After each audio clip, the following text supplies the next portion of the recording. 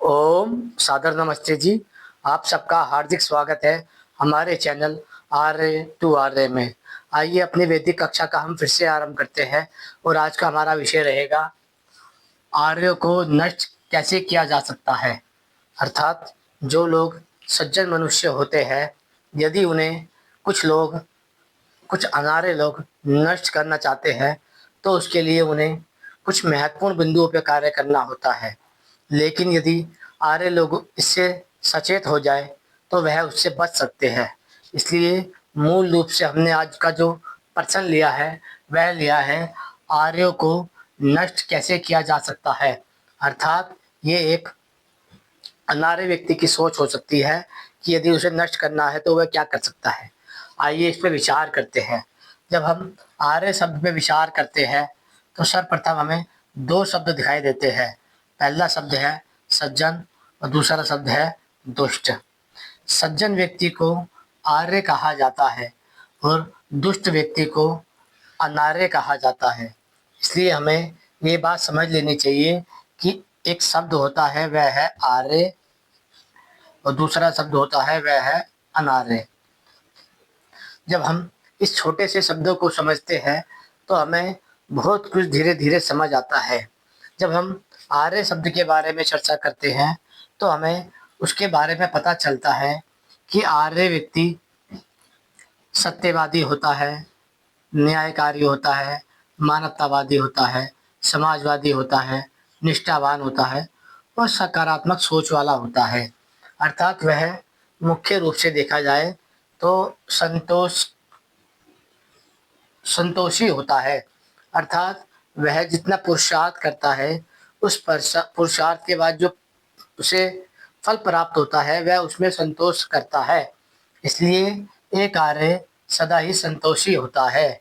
किंतु जो एक अनार्य होता है वह असत्यवादी होता है, अन्यायकारी होता है, अमानवतावादी होता है, असामाजिक व्यक्ति होता है, अनिष्ठावान होता है और नकारात्मक सोच वाला होता है।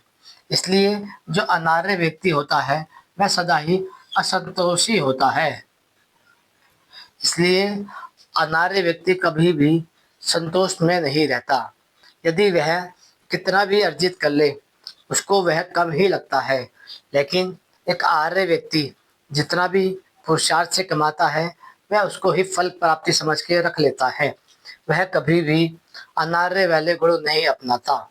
लेकिन हम बात करते हैं यदि आर्यों को नष्ट किया जा सकता है तो कैसे किया जा सकता है। सबसे पहले हमें ये देखना पड़ता है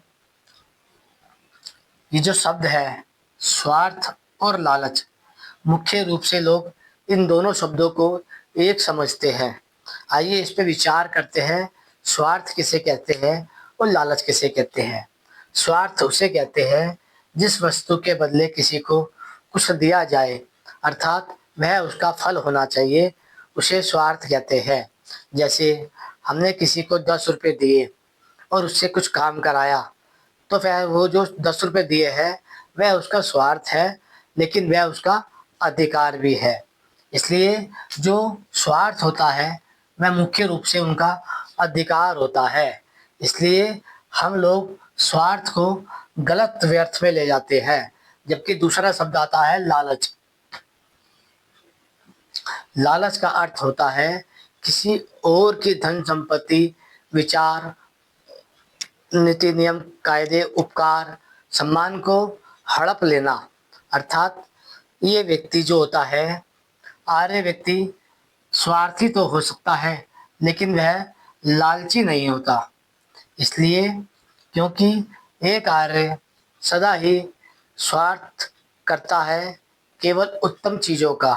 जैसे वह स्वार्थी होता है कि समाज को सत्यवादी बनाना है, वह स्वार्थी होता है कि समाज को न्यायकारी बनाना है, वह स्वार्थी होता है कि समाज को मानवतावादी बनाना है, वह स्वार्थी होता है कि समाज को समाजवादी बनाना है, वह स्वार्थी होता है कि मना समाज को निष्ठावान बनाना है, वह स्वार्थी होता है कि समाज को सकारात्मक बनाना है। लेकिन वह कभी भी समाज के प्रति लालची नहीं होता। इसलिए क्योंकि वह किसी का धन,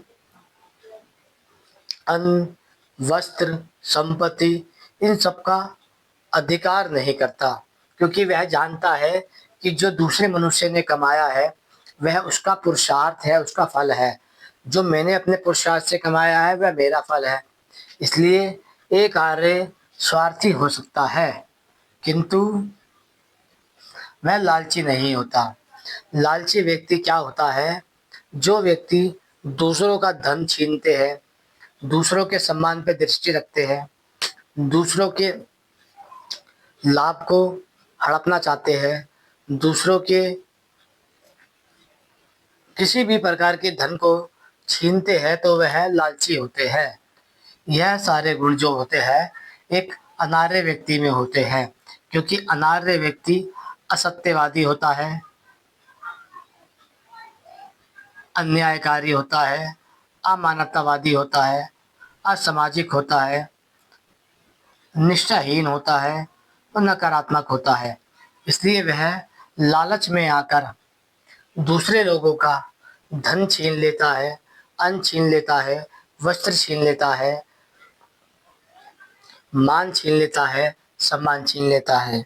लेकिन यदि आपको इन सब के बाद भी देखा जाए कि आर्य उसके अलावा कैसे नष्ट किए जा सकते हैं, तो उसका कारण होता है पहला व्यक्तिगत।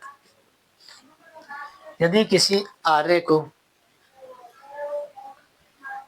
यदि कोई किसी आर्य को व्यक्तिगत स्वार्थ हो जाए, तो वह उस स्वार्थ के और लालच के बीच में एक छोटी सी बारीक सी लाइन होती है। मनुष्य को पता भी नहीं चलता है कि कब उसने स्वार्थ की लाइन तोड़कर वह लालच की लाइन में घुस चुका है। इसलिए कभी कभी जब हम कहते हैं कि आर्य को स्वार्थी नहीं होना चाहिए, तो हम इस लालच शब्द का उपयोग करके कहते हैं। यदि आर्य कभी भी लालची होता है, तो वह अपने स्वभाव से नष्ट हो जाएगा। यदि आर्य अपने परिवार के लिए लालची होता है, तो वह अपने स्वभाव से नष्ट हो जाएगा। यदि आर्य सामाजिक लाभ के लिए लालची होता है, तो वह अपने स्वभाव से नष्ट हो जाएगा।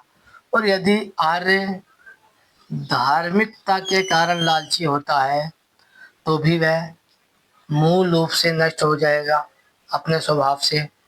और यदि आर्य राजनीति के चक्कर में लालची होता है, तो भी वह मूल रूप से नष्ट हो जाएगा, क्योंकि एक लालची व्यक्ति का ये मुख्य गुण है कि वह असत्यवादी हो जाता है, अन्यायकारी हो जाता है, मानवता विरोधी हो जाता है, असामाजिक हो जाता है, अनिष्ठावान हो जाता है और नकारात्मक हो जाता है।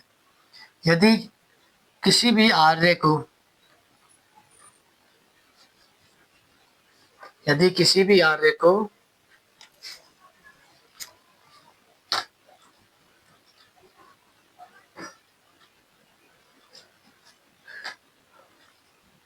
व्यक्तिगत स्वार्थ होता है, तो भी यह नष्ट हो जाएगा। पारिवारिक स्वार्थ होगा तो भी नष्ट हो जाएगा। सामाजिक स्वार्थ होगा तो भी नष्ट हो जाएगा। धार्मिक स्वार्थ होगा तो भी नष्ट हो जाएगा। राजनीतिक स्वार्थ होगा तो भी नष्ट हो जाएगा।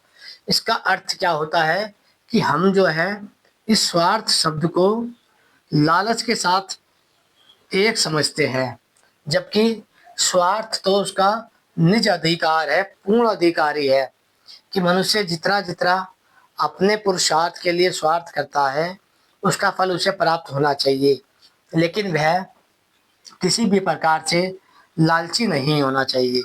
इसलिए जब एक आर्य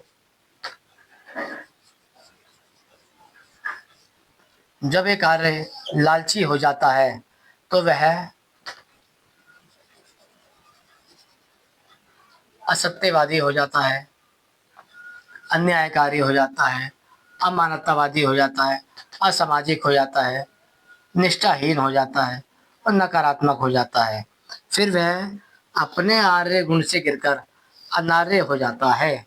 इसलिए जब हम कहते हैं समाज में सज्जन मनुष्य समाप्त होते जा रहे हैं और दुष्ट व्यक्ति बढ़ते जा रहे हैं तो इसका कारण यही है कि मनुष्य आज का वह लालची होता जा रहा है। वह अपने पुरुषार्थ से संतोष ना कर कर दूसरे के धन संपत्ति पे दृष्टि रखता है। इसलिए आज का मनुष्य लालची हो गया है। उसी को अनार्य कहा जाता है। आशा करते हैं ये विषय आपको समझ आया होगा कि एक आर्य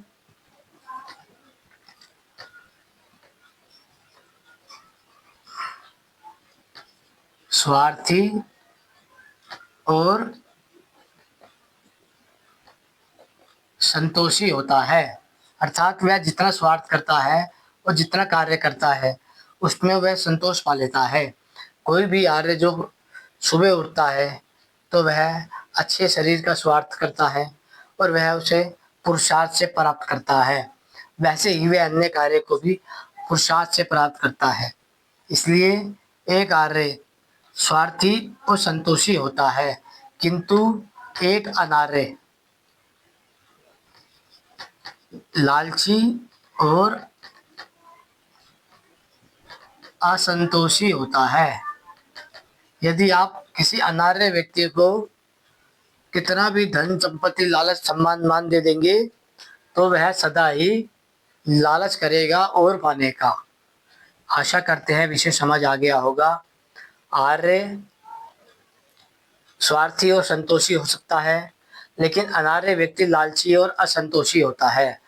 आर्य को कभी भी लालच नहीं करना चाहिए, क्योंकि लालच बड़े से बड़े धर्मात्मा, महात्मा और सज्जन व्यक्ति को उसकी गुण कर्म स्वभाव से नष्ट कर देती है। आशा करते हैं विषय आपको सरलता से समझ आ गया होगा। ओम नमस्ते।